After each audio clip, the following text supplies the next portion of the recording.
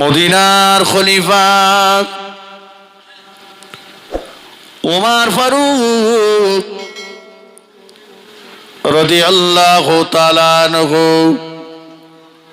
মসজিদে নববী শরীফ থেকে বার হয়ে গেলেন।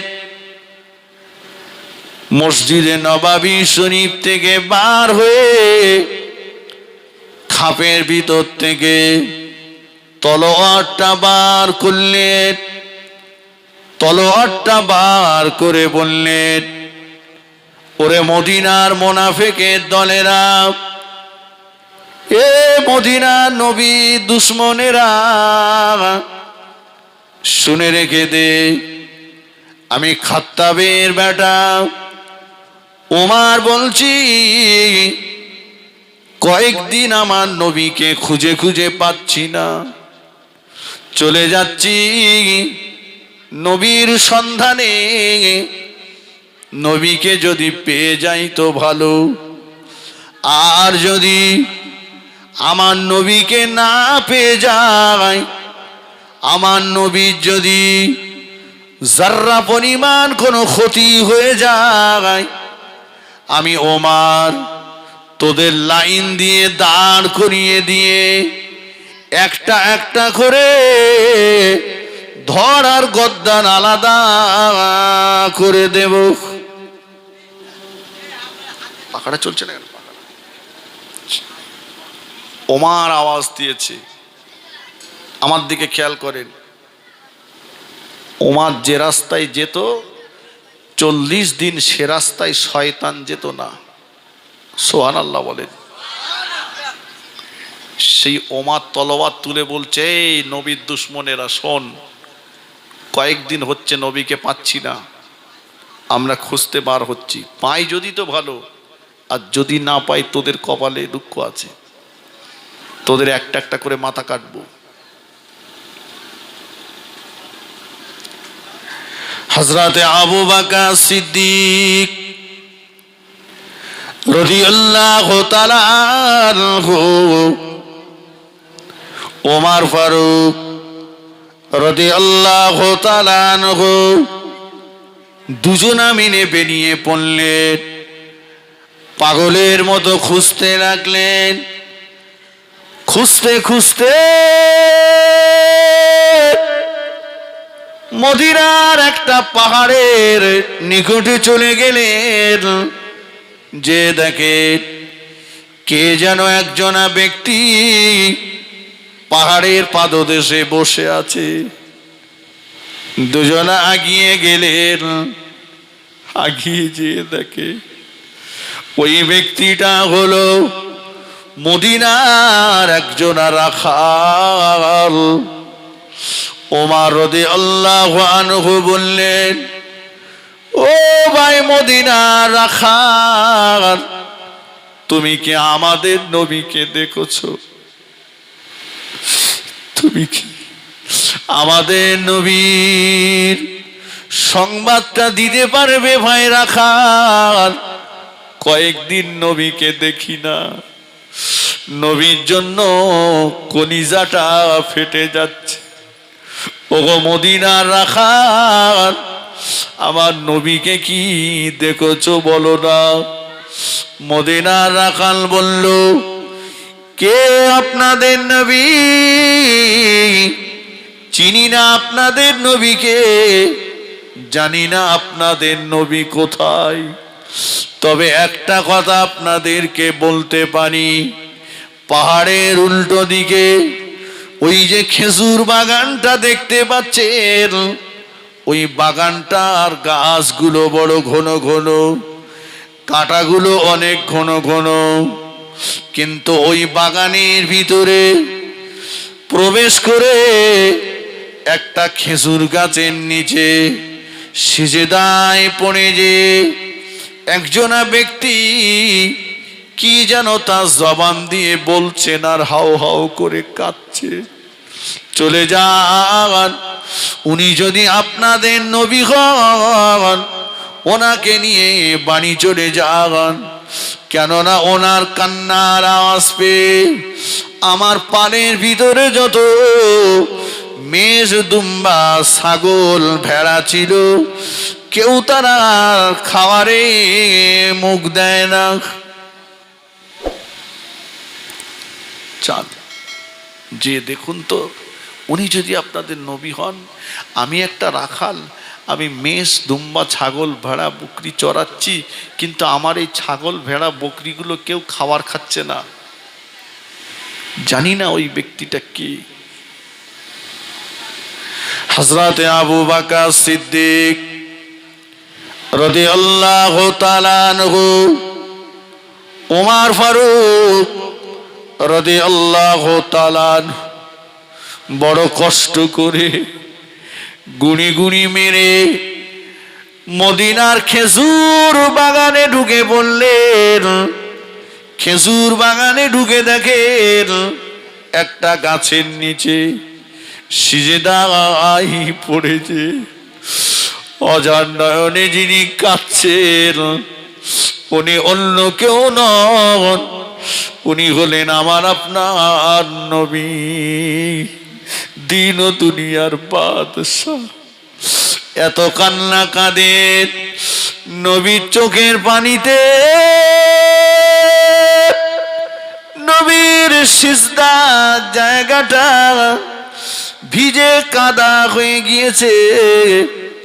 আবু বকর ওমর রাদিয়াল্লাহু তাআলা আনহুমা দুজনা দুই পাশে দাঁড়িয়ে গেলেন, শুধু আওয়াজ শুনতে পান, আল্লাহ পাক আমার উম্মতেরা বড় কমজোরি হবে, আল্লাহ পাক ও আল্লাহ পাক আমার উম্মতেরা বড় দুর্বল হবে, আমার উম্মত বড় জয়ীফ হবে। আল্লাহ পাক আমার উম্মতকে জাহান্নামের আগুনে দেবেন না, আমার উম্মত আযাবে জাহান্নামের আগুন সহ্য করতে পারবে না। আল্লাহ আমার উম্মতের জন্য জাহান্নামের আগুন মাফ করে দেন। আবু বকর ডুগুরে ডুগুরে ডুগুরে ডুগুরে কাঁদতে লাগলেন, নবী গো, উম্মতের জন্য ঘর ছেড়েছেন, উম্মতের জন্য বিবি বাচ্চাদের ছেড়ে দিয়েছেন। ওগো আল্লাহর নবী, ইয়া রাসূলুল্লাহ,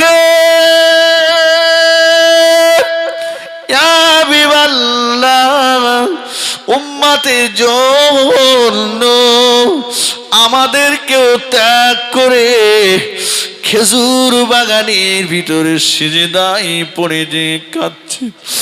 দয়ার নবী গো, কয়েকদিন আপনাকে দেখি না, মদিনার মসজিদে নববী শরীফে যেন কিয়ামত শুরু হয়ে গিয়েছে। সিজদা থেকে মাথা তুলুন, গুনাহগার উম্মতের জন্য আর কাঁদবেন না। আমি আবু বকর আমার জীবনের তামাম নেকিগুলো উম্মতের নাজাতের জন্য আপনার কদমে দিয়ে দেব। জোরে বলতে পারলেন না সুবহানাল্লাহ? আর একটু জোরে বলেন সুবহানাল্লাহ। আমার রাসূলুল্লাহ সিজদা থেকে মাথা তোলেন না। ওমর রাদিয়াল্লাহু আনহু বলছেন, ইয়া রাসূলুল্লাহ, আমি ওমর এসেছি, হুজুর একটাবার মাথা তুলে দেখেন, আমি খাত্তাবের বেটা ওমর আপনার পাশে দাঁড়িয়ে। নবী গো, আপনার জন্য কলিজাটা ফেটে যাচ্ছে, হুজুর একটু মাথা তুলুন, আমাদের সঙ্গে কথা বলুন। ওমরের জীবনের তামাম নেকিগুলো উম্মতের নাজাতের জন্য আপনার কদমে দিয়ে দেব। জোরে বলুন। নবী সিজদা থেকে ওঠেন না। দুজন সাহাবী যুক্তি করছেন, কি করা যাবে, নবী তো ওঠেন না। ওমর রাদিয়াল্লাহু আনহু বললেন, ভাই আবু বকর, আপনি একটু নবীর পাশে দাঁড়ান, আমি দেখি কাকে নিয়ে আসলে আমার নবী আর মাথা সিজদাতে রাখতে পারবেন না। আল্লাহ নবী সাহাবী হযরত ওমর ফারুক রাদিয়াল্লাহু তাআলা আনহু মদিনার খেজুর বাগান থেকে বার হলে পাগলের মতো দৌড়ে দৌড়ে দৌড়ে দৌড়ে নবীর জামাতা হযরতে আলী রাদিয়াল্লাহু তাআলা আনহুর কাছে চলে আসলেন। ওগো নবীর জামাতা, ওগো নবীর জামাতা আলী, খুঁজে খুঁজে নবীকে পেয়েছি, তবে নবী আমার খেজুর বাগানের ভিতরে সিজদায় পড়ে যে গুনাহগার উম্মতের জন্য কাঁদছেন। কত চেষ্টা করলাম নবীর মাথা উঁচু করাতে পারলাম না। আপনি নবীর জামাতা, আমাদের মনে হয় আপনি গেলে আর আমার নবী সিজদায় পড়ে থাকবেন না। হযরতে আলী রাদিয়াল্লাহু তাআলা আনহু বললেন, ও ভাই ওমর, আপনারা দুজনা গিয়েছিলেন, নবী যখন মাথা তোলেননি, আমি আলী, আমি গেলেও আমার নবী মাথা তুলবে না। বরঞ্চ আমি দুজনার নাম বলে দিচ্ছি, যাদের কথা, যাদের দাবি আমার নবী জীবনেও কোনোদিন ঠেলে দেননি, যাদের কথা আমার নবী জীবনেও কোনোদিন অমান্য করেননি, ওদের দুজনকে নিয়ে চলে যান, আমার নবী আর সিজদায় থাকবেন না। ও ভাই আমার, ওই দুজনা ব্যক্তি অন্য কেউ নয়, ওরা হলো আমার দুই আদরের বেটা হযরত ইমাম হাসান, ইমাম হুসাইন রাদিয়াল্লাহু তাআলা আনহুমা। ওদের দুই ভাইকে নিয়ে চলে যান। ওরা যদি একবার নানাজি বলে ডাকে, ওরা যদি আবার নবীর কাছে কোনো দাবি করে, আমার নবী ওদের দাবি কোনোদিন ঠেলে দেননি। চলে যান, ওদের দুই ভাইকে নিয়ে চলে যান। ওমর রাদিয়াল্লাহু তাআলা দুই ভাইকে নিয়ে পাগলের মতো খেজুর বাগানের দিকে দৌড়াতে লাগলেন। দৌড়ে দৌড়ে মদিনার খেজুর বাগানে পৌঁছে গেলেন।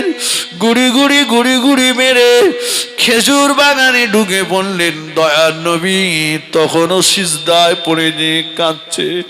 হযরত ইমাম হাসান, ইমাম হুসাইন যে আল্লাহ নবীর দুই পাশে দাঁড়িয়ে গেলেন। ও আমাদের নানা ভাই, ও আমাদের নানা ভাই, আপনি তো নূরের জবানে বলেছেন ফাতিমাতু সাইয়্যিদাতুন নিসাই আহলিল জান্নাহ, আমার ফাতেমা হলো জান্নাতি নারীদের সরদারিনী।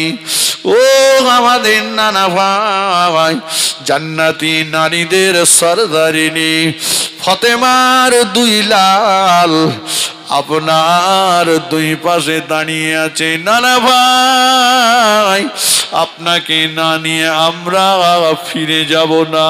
নানা ভাই কাঁদবেন না, আমরা দুই ভাই কথা দিলাম, আপনার গুনাহগার উম্মত উম্মতি আর আল্লাহ পাকের আযাবে জাহান্নাম দুটোর মাঝখানে আমরা দুই ভাই প্রাচীর হয়ে যাব।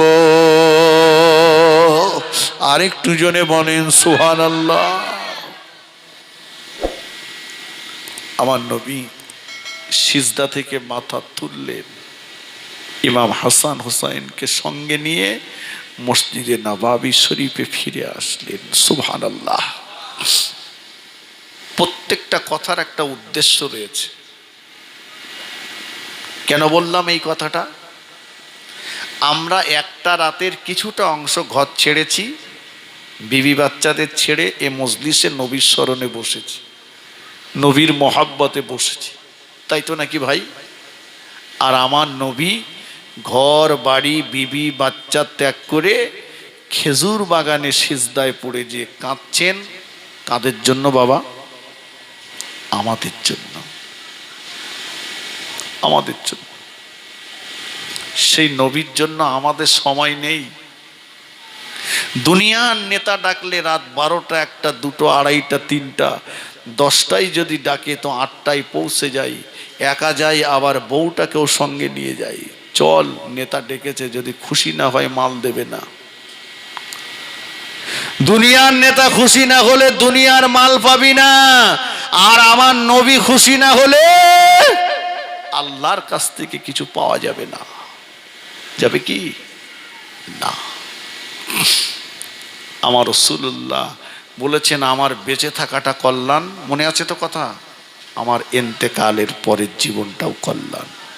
আমার নবী দ্বীনের দাওয়াত দিতে ঘর থেকে বেরিয়ে গেছেন, দুনিয়ার পথ হারা পথ ভোলা মানুষগুলোকে পথ দেখাতে বেরিয়েছেন। অনেকটা সময় পেরিয়ে গেল, এখনো আমার নবী ঘরে ফিরছেন না। ঘরের ভিতরে আমার নবীর জন্য ইন্তজার করছেন নবীর বেটি ফাতেমাতুজ জাহরা রাদিয়াল্লাহু আনহা আর নবীর বিবি মা খাদিজাতুল কুবরা রাদিয়াল্লাহু তাআলা আনহা। দুজনা নবীর জন্য অপেক্ষা করছেন। বেশ কিছুটা সময় পার হয়ে গেল।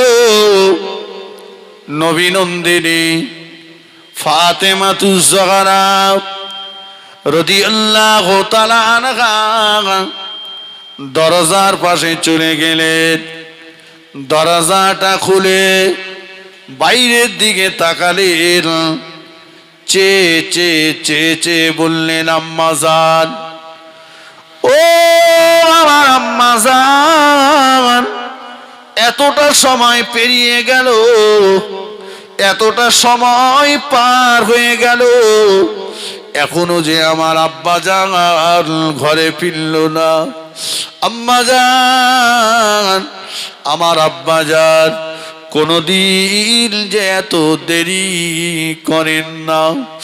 মা খাদিজাতুল কুবরা বলছেন, ও বেটি ফাতেমা, তোমার আব্বা দ্বীনের দাওয়াত দিতে গিয়েছে, আল্লাহ পাকের ওয়াহদানিয়াতের বাণী মানুষের কাছে পৌঁছাতে গিয়েছে। তোমার আব্বা জান দুনিয়ার পথ ভোলা মানুষগুলোকে পথ দেখাতে গিয়েছে, জাহান্নামের রাস্তায় চলা মানুষগুলোকে দয়ার জান্নাতের রাস্তা দেখাতে গিয়েছে। জানি না এখনো কেন তোমার আব্বা জান ঘরেতে ফিরছেন না। আবার বেশ কিছুক্ষণ ফাতেমা ইন্তজার করলেন। বেশ কিছুটা সময় পার হয়ে গেল। আবার নবী নন্দিনী ফাতেমাতুজ জাহরা রাদিয়াল্লাহু তাআলা আনহা দরজার পাশে চলে গেলেন। দরজাটা খুলে বাইরের দিকে চেয়ে চেয়ে চেয়ে চেয়ে বললেন, আম্মা জান, এখনো আমার আব্বা জানকে বাড়ি আসতে দেখছি না। আমার আব্বা যে কোনোদিন এত দেরি করে না, কোনো কিছু হলো নাকি আমার আব্বা জানের? কেন আমার আব্বা জান এখনো ঘরে ফিরে আসলো না? মা খাদিজাতুল কুবরা ফাতেমাতুজ জাহরাকে বোঝাচ্ছেন, বেটি শান্ত হও, তোমার আব্বা জীবনেও কোনোদিন কারো গালে অন্যায়ভাবে চড় মারেনি। তোমার আব্বা জান কোনোদিন এতিমের মাল আত্মসাৎ করিনি। তোমার আব্বা জান কোনোদিন গরিবকে ফাঁকি দিইনি। তোমার আব্বা জীবনেও কোনোদিন কাউকে ছোট মোটা কথা বলিনি। তোমার আব্বা কেন ফেরে না আমিও যে চিন্তা করছি। বেশ কিছুটা সময় আবার পার হয়ে গেল। নবী নন্দিনীর মনটা বোঝে না, নবীর বেটির মনটা বোঝে না। আবার দরজার পাশে চলে গেলেন, দরজাটা খুলে আম্মা জানকে বললেন, আম্মা জান ওই দেখুন না আমাদের বাড়ির দিকে গুটি গুটি গুটি গুটি পায়ে একজনা ব্যক্তি হেঁটে হেঁটে হেঁটে হেঁটে আগিয়ে আসছে। ও আমার আম্মা জান, ওই ব্যক্তিটাকে দেখে বড় দুর্বল মনে হচ্ছে, ওই ব্যক্তিটাকে দেখে বড় জয়ীফ মনে হচ্ছে, ওই ব্যক্তিটাকে দেখে বড় কমজোরি মনে হচ্ছে। আম্মা জান শুধু তাই নয়, আমাদের বাড়ির দিকে হেঁটে হেঁটে যিনি আগিয়ে আসছে, আমি ফাতেমা জীবনেও কোনোদিন এমন মানুষ চোখে দেখিনি, এমন চেহারার মানুষ ইতিপূর্বে আমি ফাতেমা কোনোদিন নজরে পাইনি। ও মায়েরা, আমাদের আম্মা জান খাদিজাতুল কুবরা রাদিয়াল্লাহু তাআলা আনহা বললেন, বেটি ফাতেমা আমাদের বাড়ির দিকে গুটি গুটি পায়ে যিনি আগিয়ে আসছেন, ওই মানুষটা কেমন মানুষ, যেমন মানুষ ইতিপূর্বে তুমি কোনোদিন চোখে দেখোনি। ফাতেমাতুজ জাহরা বললেন, আম্মা জান আমাদের বাড়ির দিকে দুর্বল শরীর নিয়ে যিনি আগিয়ে আসছেন, ওনার গোটা চেহারাটা লাল। মাগো আমি ইতিপূর্বে কোনোদিন এমন লাল রঙের মানুষ চোখে দেখিনি। মানুষের চেহারা যে এমন লাল হয় আমি ফাতেমা আমার জানা ছিল না।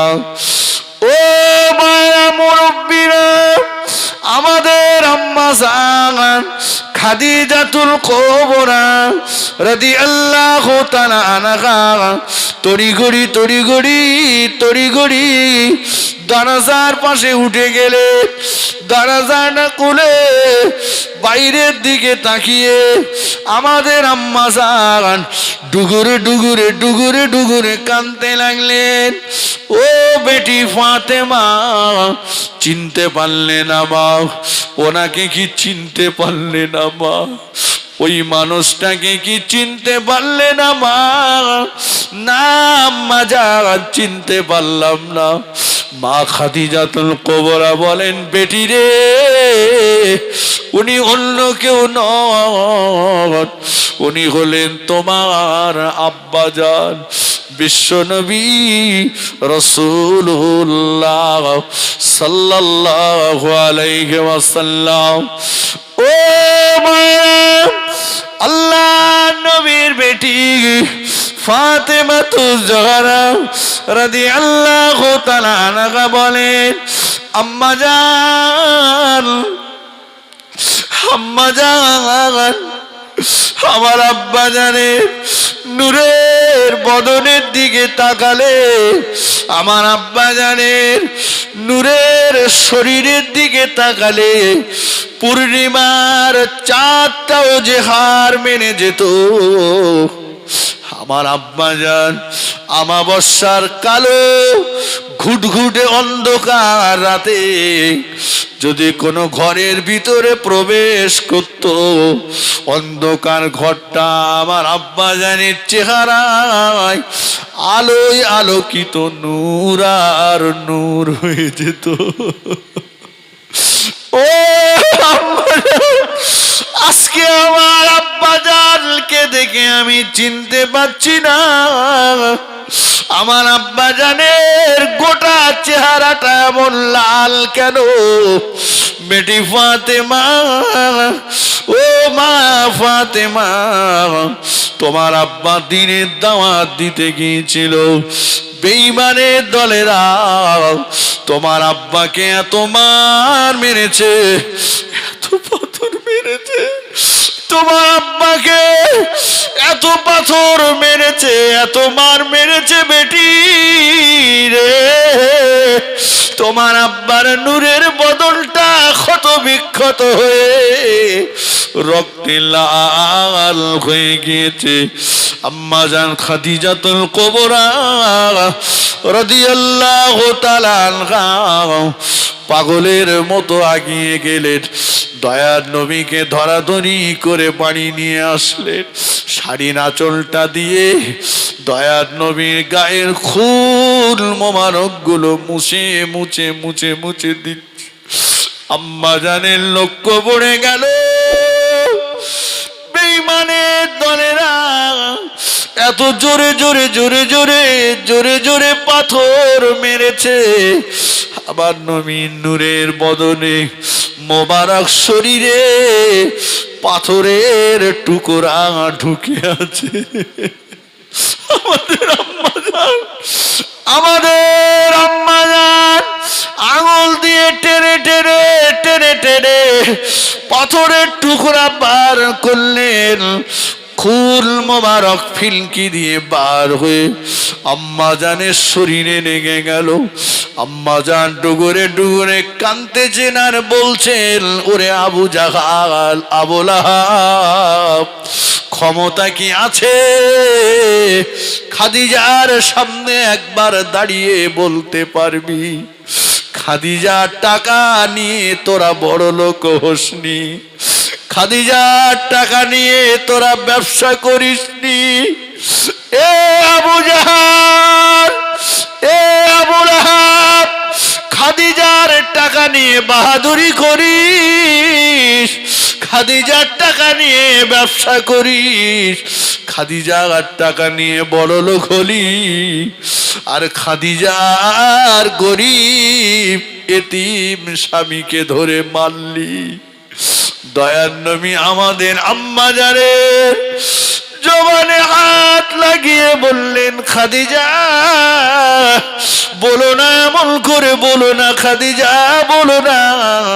ফাতেমা তো জহরাও দুটো হাত তুলে কাঁদতেছেন, আল্লাহ গো, আমার আব্বা তো কোনোদিন প্রতিবেশীর হক নষ্ট করিনি, এতিমের মাল আত্মসাৎ করিনি, অথচ আমার আব্বাকে এত মার মারলো।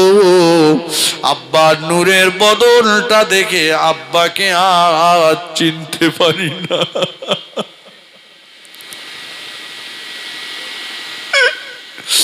আল্লাহ নবী ফাতেমার হাত থেকে নামিয়ে দিয়ে বললেন, বেটি রে, আমার বেটি, ও আমার বেটি ফাতেমা, বদদোয়া করিস না রে মা, বদদোয়া করিস না। কিয়ামতের ময়দানে যেদিন কেউ কারো হবে না, আমি রাসূলুল্লাহ ক্ষত বিক্ষত চেহারা নিয়ে, মারের আঘাতের দাগগুলো নিয়ে আল্লাহর শাহী দরবারে দাঁড়িয়ে যাব, আল্লাহকে বলবো, রব্বুল আলামিন, ও আমার মাওলা মাবুদ, মুহাম্মাদের শরীরের দিকে তাকান, মুহাম্মাদের শরীরের ক্ষতগুলো দেখুন মাবুদ, আর আমার এক একটা মারের দাগের বিনিময়ে আমার লক্ষ লক্ষ গুনাহগার উম্মত উম্মতিকে আপনি নাজাত করে দেন। আরেকটু জোরে বলেন সুবহানাল্লাহ, আরেকটু জোরে বলেন সুবহানাল্লাহ। আল্লাহুম্মা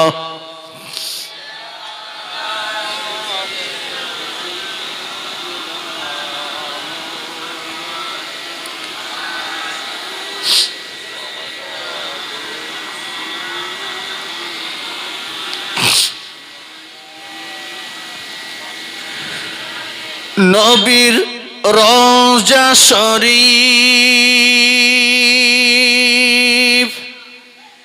দেখে মন ভরে না, দিদার দাও গো শাহে মদিনা নবীর রওজা শরীফ